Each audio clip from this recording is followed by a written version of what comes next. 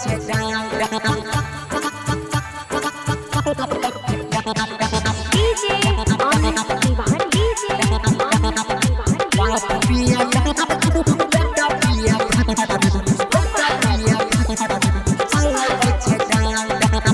आप सुन रहे हैं मैथिली स्टेशन से। हे हो बाप पिया दारू बेटा पिया भांग, रात में मौगी बचल बैठे डांग डांग। बाप पिया दारू बेटा पिया भांग, रात में मौगी बचल बैठे डांग डांग। केतनो हो कोई समझावही छै, पानी में अगिया लगावही छै, चाइल से एकरा छै बड़े शहर। हो बाप पिए दारू बेटा पिए भांग, रात में मौगिया पर चलाबै छै डांग। हे हो बाप पिया दारू बेटा पिया भांग, रात में मौगी बचल बैठे डांग डांग।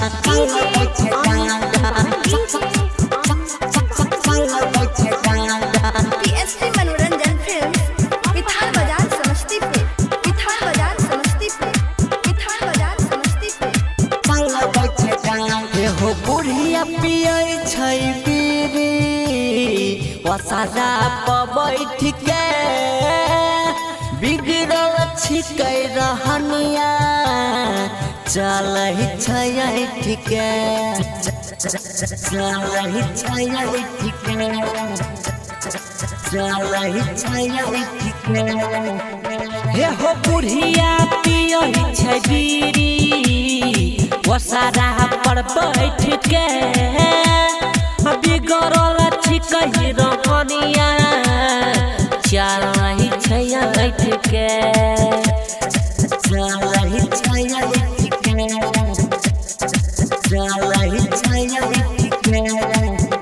हे हो एकरा घर में बहै छै उल्टे गंग, रात में मौगी पर चलाबै छै डांग। हे हो बाप पिए दारू बेटा पिए भांग, रात में मौगिया पर चलाबै छै डांग। कतनो कोई समझाबै छै, फूल में अगिया लगाबै छै, चाइल से एकरा छै बड़े शहर। बाप पिया दारू बेटा पिया भांग, रात में मौगी बचल बैठे डांग। हे हो बाप पिए दारू बेटा पिए भांग, रात में मौगिया पर चलाबै छै डांग।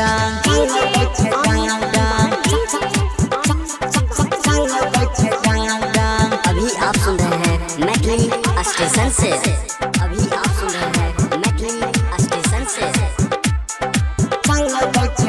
हे हो धिया पुता के भैया, कटतै केना गुजर, संजित लाल प्यारे अर्जुन कहै छै खबर, कहै छै खबर, कहै छै खबर।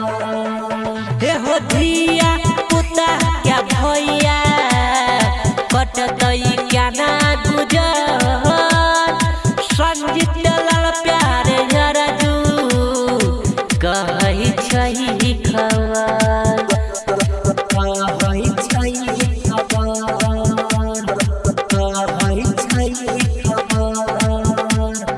देखी देखी राइटर प्यारे भेल तो रात के मौगिया पर चलाबै छै डांग। हे हो बाप पिए दारू बेटा पिए भांग, रात में मौगिया पर चलाबै छै डांग।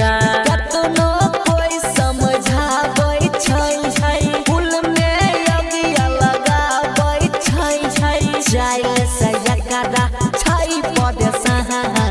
बाप पिया दारू बेटा पिया भांग, रात में मौगी बचल बैठे डांग। हे हो बाप पिए दारू बेटा पिए भांग, रात में मौगिया पर चलाबै छै डांग, चलाबै छै डांग। पीएसपी मनोरंजन फिल्म्स, विठान बाजार समस्तीपुर।